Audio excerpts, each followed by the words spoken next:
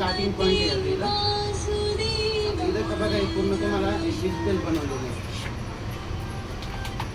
आता जसं लहान मुलांना थोडीशी आवड निर्माण व्हावं आपल्या ग्रंथांमध्ये त्यासाठी थोडीशी काय मुलांसाठी अट्रॅक्टिव्ह होतं. जसं इथं घोडे दिसतात, घोड्याला टच केलं की घोड्यांचा आवाज पडून लागतो, हत्तीला टेस्ट केलं की हत्तीचा आवाज पडून लागतो.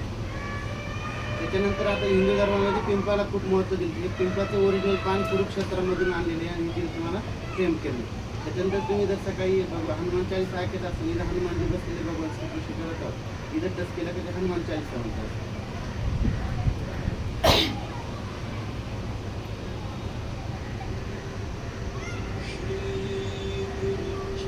अशा प्रकारे पूर्ण हनुमान चालीसा तुम्हाला ऐकायला भेटेल. त्याच्यानंतर ही भगवद्गीता आपण 18 भाषेमध्ये ऐकू शकतो. भारतामधल्या प्लस बाहेरच्या 3 स्पॅनिश, फ्रेंच, नेपाळी अशा म्हणजे बाहेरच्या देशांचे पण टोटल 18 भाषेमध्ये आपण ऐकू शकतो. जर मराठीत ऐकायचं इथे वन टाईम मराठीला टच करायचं. आता इथून पुढं पूर्ण भगवद्गीता आपल्या मराठीत ऐकायला भेटतं. आता जसं तुम्ही पुढं चालणार इथं सगळे पूर्ण बनवले डिजिटल बनवलेले सगळे ग्रंथ तसं इथं टच केलं तर तुम्हाला आवडेल.